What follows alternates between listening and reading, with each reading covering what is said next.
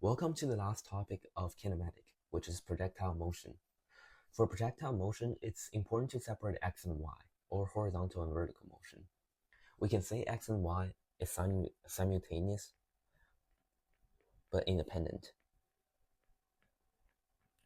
We can also say x and y is linked through time. Before we practice viewing motion from two components, it's important to know basic trigonometry, which are sine, cosine, and tangent. If you already know these, and if you know Pythagorean theorem, you can use the combined velocity and the launch angle to calculate either Vx or Vy. The last principle for this unit is the principle of symmetry, which is basically saying that the trajectory of the parabola from projectile motion is predictable. And if y position is the same, we know that the magnitude of the vertical velocity is the same as well, but the direction is opposite.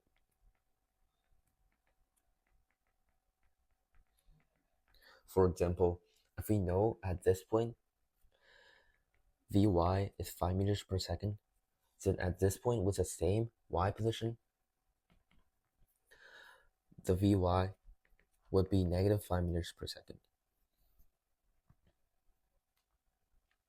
Now let's look at two scenarios. The first one is horizontal launch, and the second one is launch with an angle. For horizontal launch, you can think of it as launch horizontally. So if you consider it vertically, in vertical motion, it's the same as you drop something. So in this case, a kid is kicking a ball horizontally off a building. It has an initial velocity of 10 meters per second, and the height of the building is 80 meters. What we're calculating is the horizontal displacement during the free fall.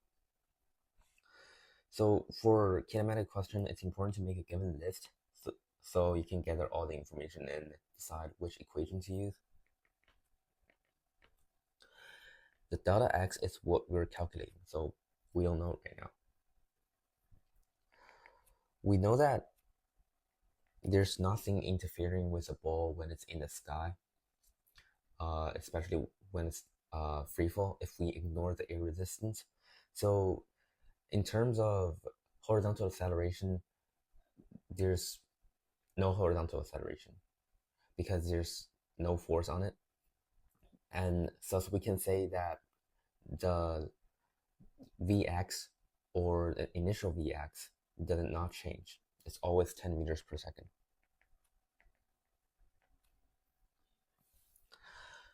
And for the acceleration, it's 0 meters per second squared. By the way, for horizontal motion, usually the acceleration is always 0. But on the other hand, for vertical motion, we know it's in free fall. The delta y is negative 80 meters because it's going down. We know the initial velocity is 0 because, as I said, the same thing as dropping for horizontal launch. But for the final velocity, we don't know that, right? And since it's free fall, the acceleration is negative 9.8 meters per second squared. We know that x and y is simultaneous but independent, so the time is linked. However, we don't know the time yet. We need to calculate the time. So we know more information about the free fall part or the y motion. So we need to use this part to calculate the time first and substitute the time in the x part so we can calculate the delta x. Look at the information here. We don't know the final velocity. So we're going to use the second equation.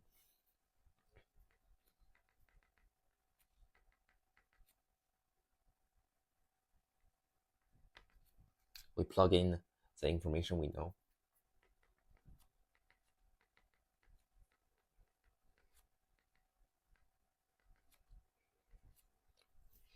And if we plug it into the calculator, we first get negative 160 equals to negative 9.8 t squared.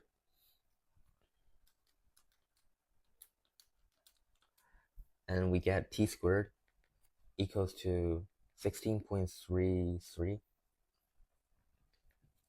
So as a result, t would equal to 4.05. If t is 4.05 seconds, we can use the second equation again. But this time, since the horizontal acceleration is 0, we can ignore this term. So Vx would just equals to V0 times t. We know V0 is 10 meters per second and time is 4.05. So as a result, the horizontal displacement that we were calculating is 40.5 meters.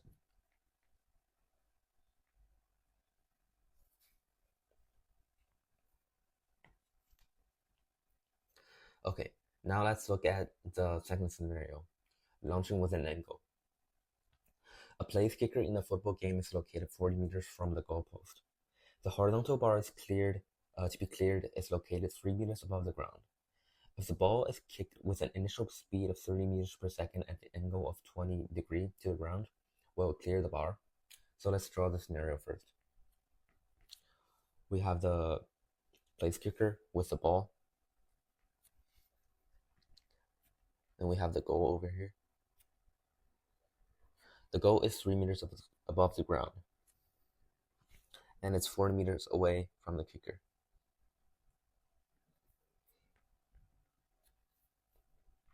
The ball is kicked with an initial speed of 30 meters per second with an angle of 20 degrees.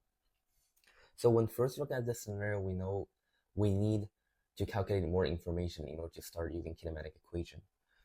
So if we know the combined velocity and we know the launch angle, we can use trigonometry to calculate Vx and Vy initially.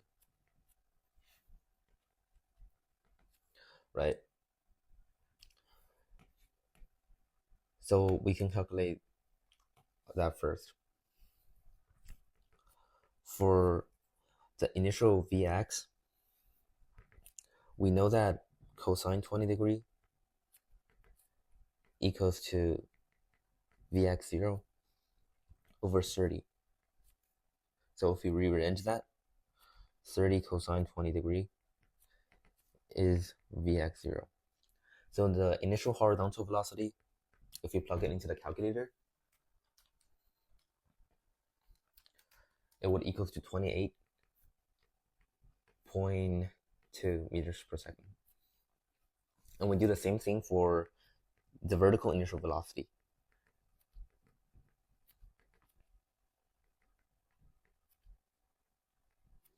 We get 30 times sine 20 degree equals to Vy0. And if we plug it into the calculator, we get the vertical initial velocity is 10.26 meters per second. So now we have all the information we need to plug it into the kinematic equation. We can make a given list first.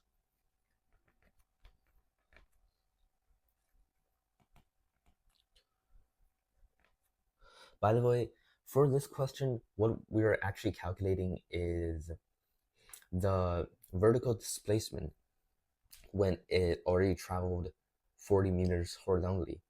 So we're looking at this point. If the vertical displacement is higher than 3 meters, then it clears the bar.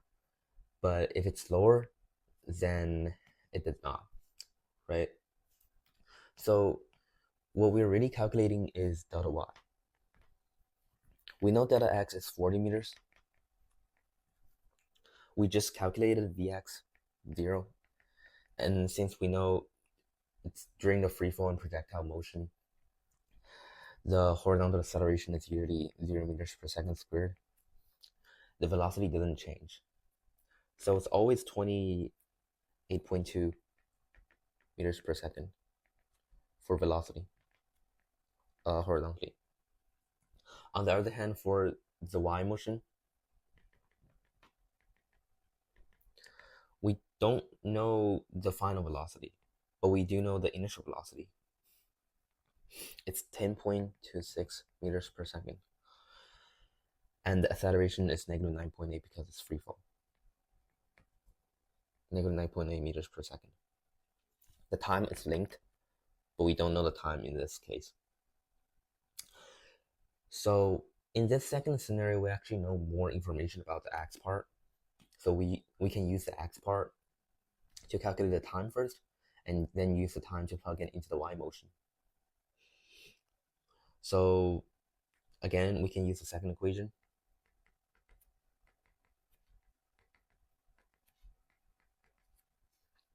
This term is 0 because acceleration is 0. So we know 40 equals to 28.2 times t. As a result, time would equal to 1.42. So it's 1.42 seconds. And we use the same equation to plug it into the y motion. So delta y equals to 1/2 at squared plus VOT. And if we plug in all the information we already know, delta y equals to 1/2 negative 9.8 times 1.42 squared plus 10.26 times 1.42.